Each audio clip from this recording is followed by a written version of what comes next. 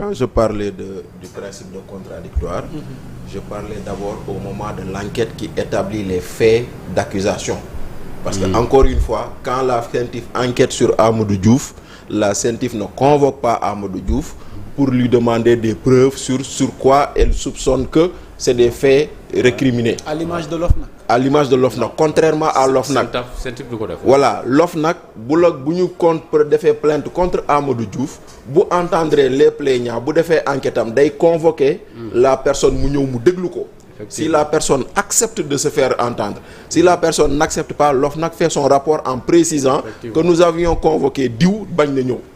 Donc déjà, parce que yow ay éléments à charge, c'est une enquête à charge, il faut le dire.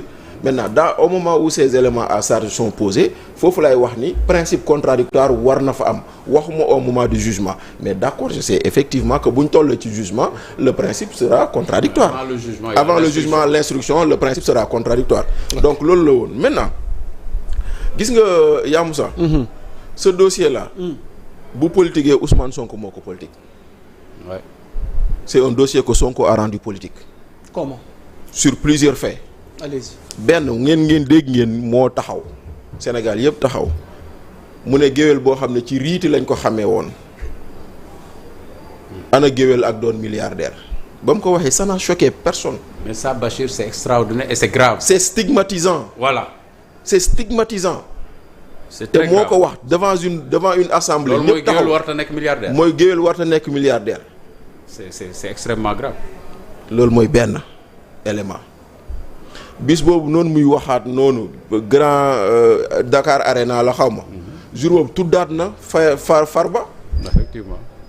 ci mbir mi nga ñëw taxaw Agnam nga ne je prends l'engagement bi mooy campagne bu mujj loolu yëpp c'est des faits politiques te maintenant Farba c'est un homme politique boo xam ne dafa def ci Sénégal gii élection législative gii passé lu kenn deful à part Ousmane Sonko. Si Sonko a gagné partout, Farba a gagné sa région. Ouais. Région la gagné. Kon c'est pas un petit type de du point de vue politique moo ëpp légitimité ñu bëri ñuy wax fii nii ñu fi investiroon ci APR gi ñu si bëri dañoo dem ñu lajj gu métti mais lui il a gagné sa région. Il n'a pas gagné que Matam commune. Ça également c'est un fait politique. bu loolu jàllee leneen lu indi politique bi ci mbir mi pour man dama ko jàppee njuumte ou mauvaise communication mais du procureur financier. yow juddu nga installé nañ la commencé nga liggéey tu es installé je pense au mois d'août ou septembre. Septembre. De septembre à janvier tu as mis des gens en prison. Tu as poursuivi des gens mais tu n'as trouvé le moyen que de communiquer sur le dossier Farba yow yaa dugal sa bopp ci politique bi bu loolu amul woon moi j'ai pas de problème on me dira que 125 milliards xaalis la mais oui on poursuit Khadim Ba pour 300 milliards et le procureur n'a pas communiqué là-dessus. Et les fameux 1000 milliards. Donc egg goo ci 1000 milliards yi nga xam ne ça aurait mérité un communiqué aucune procédure ouverte ça aurait mérité une procédure. Donc quelque part tous ces éléments concourent à nous placer dans une affaire purement politique. Maintenant nag c'est-à-dire c'est pas que les faits qui soient politiques c'est le traitement qu'il est. Moi je distingue les faits du traitement. Les faits peuvent être des faits récriminés mais un traitement politique. Moi j'avais dit quand Khalifa Sall était poursuivi c'était un fait judiciaire avec un traitement éminemment politique. Ouais. Ndaxte foofu lañ gisee ñu paraxee patam tamee affaire bi entre première instance appel cassation rabat d'arrêt pour que au moins avant ñuy dugg ci élection présidentielle ñu mën a am une condamnation définitive. En termes de paraxé oui. Farba on a plié son dossier en 8 jours. Oui. Ousmane Sonko en 18 jours. Attends parax dafa am ci dossier Ousmane Sonko dañ ko paraxé. paraxé dafa am ci dossier Farba bi. Donc on laisse Bachir continuer. C'était juste une parenthèse. 18 jours non 18 jours. 18 jours 48 jours lañ levé son immunité parlementaire 48 jours. tamit lañ levé immunité parlementaire Ousmane Sonko. 18 jours da ngeen a gis parax ci dossier. 18 jours. Il y a aucune précipitation par rapport au dossier Farba. 18 jours. Toute la procédure a été respectée. 18 jours. Toute la procédure a été respectée. Démarche bi moom. waaw ñëpp d'accord. Même de l'opposition. dañ ko fast track. Non. mais qu'est-ce qui fii débat bi mi ngi ci maanaam commission ad hoc bi ci wàllu dossier foofu mën nañ ci débat. mais amul lenn lu ñu waroon def te defuñu ko. mënuñu woon xaar ba enquête ñi nga xam ne par exemple nee nañ seen compte la doon jaar wala compte am dañ ko doon virer. ok nangul naa mënuñu woon xaar loolu. Bachir on verse ko dans le dossier. Voilà, donc pour terminer. Comme on a fait avec les Adji Sarr et tout ça, auditionné leen jël seeni dossier jël seeni PV verse ko ci dossier bi. Non, c'est pas une comparaison. dama ne c'est pas une comparaison dama ne. Comme on a fait avec les Adji Sarr déglu leen déglu Ndeye Khady Ndiaye déglu ay boy boobu sant Mbaye ñu dajale loolu yëpp dugal ko ci biir dossier bi. nangul naa la ko. Bachir on termine. bu ñu jëloon temps kay xëy na du kii. Non mais bon j'ai terminé simplement pour dire que bon voilà. parce que comme waxtu wi moom balaa mu ni dab.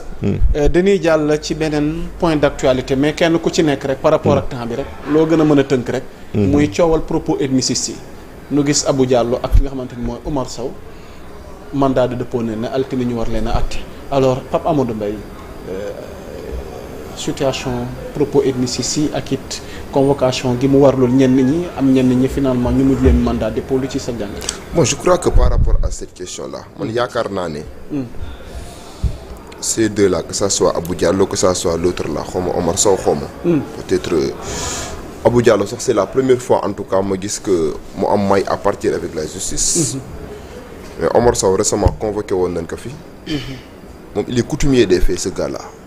il passe tout son temps à raconter du n'importe quoi ci plateau yi et invective tenir des propos désobligeants et véhéments je crois que kooku moom il est encore temps que justice rappeler que à l'ordre mu comprendre que débat contradictoire kenn bañu ko cim réew parce que mook démocratie ñoo yam mais di descendre ce nivellement vers le bas à travers propos yi nga xamante ni toujours moom lay tenir mérité na tey jii nii kat ñi nga xam ne ñoom ñooy autorités yi sanctionné que à sa juste proportion je dis sanctionné que à sa juste proportion et j'ai entendu dire que le procès c'est le lundi et boo xoolee discours yooyu noonu nga xamante ne ñu ngi koy commencé di agiter mu nekk un discours très dangereux parce que le Sénégal c'est un peuple uni dans sa diversité boobu nag moom moo fondé le fait que ñu nekk benn peuple uni dans notre diversité loolu moo fondé mooy le fondement même de notre cohésion sociale bi nga xam ne àdduna bi yëpp moom la ñu nawee. maintenant s'il y a des personnes mal intentionnées yoo xamante ne ni toujours bu ñu toogee ci plateau yi duñ la wax xam-xam duñ la wax luy jariñ sénégalais yi lu dul tey jii nii kat essayer de jeter l'opprobre sur d'honnêtes gens. essayer de jeter l'anathème ci ay nit yoo xamante ne tey jii nii kat ba dem ba ci tudd ay affaire ethnie donc yaakaar na le procureur de la République bi nga xamante ne nii au-delà du fait que muy exerce ay attributions ñuy wax ne c'est le maître de l'opportunité des poursuites mais c'est aussi le représentant du ministère public à partir du moment où constaté na ne ay faits yoo xamante ne nii mi ngi am bu bàyyee noonu mën na constituer tey jii nii kat mën na porter atteinte suñu cohésion sociale mën na entraîner même des benn nekk benn menace réelle bu mën a troubler ordre public bi wala mu écorner la cohésion sociale bi nga xam ne Sénégal loolu lañ ko mës a xamee day jël ay responsabilités jàpp ñooñu noonu traduire leen devant les juridictions répressives bu ñu demee maintenant devant la justice ñu interroger leen par rapport à ces faits par rapport à ces propos et discours subversifs yoo xam ne mën na chapper notre cohésion sociale bu boobaa si le juge constate que li leen di toppee am na y a des infractions ñu condamner leen pour que ñu mën leen dissuader de telle sorte que mu mën a servir de leçon dans l'avenir pour ñi nga xam ne dañuy toog ci plateau yi yaakaar ne au nom tey jii de la liberté d'expression war nanoo mën a wax lu leen neex te dara du leen ci fekk donc yaakaar naa ne c'est un débat boo xamante ne nii en tout cas doon nañ ko njort de temps en temps mais ces derniers temps là depuis en tout cas que ñu teg sur la table le dossier de Farba Ngom les gens commencent à en user et à en abuser di tenir ay propos yoo xamante ne nii Sénégal kenn xamee ko ay par exemple diw ethnie diw non li ñuy ce qui nous lie comme disait Léopold Sédar Senghor et au-delà des histoires. Okay. Et à partir du moment où même bu fekkente ne nous sommes de cultures différentes nous sommes issus en tout cas de familles différentes. li nga xam ne moo ñu lié nekk socle li nga xam ne ni moom mooy réew mi mooy suñu cohésion sociale mooy le fait que ñu ngi dund en harmonie donc loolu nag bu fekkee dafa am ay nit ñoo xam ne dañ ko nar a yàq la justice pénale est là pour sévir et c'est la seule appréciation que j'ai. Bachir. de façon résumée rek. xam nga nag comment comprendre. man de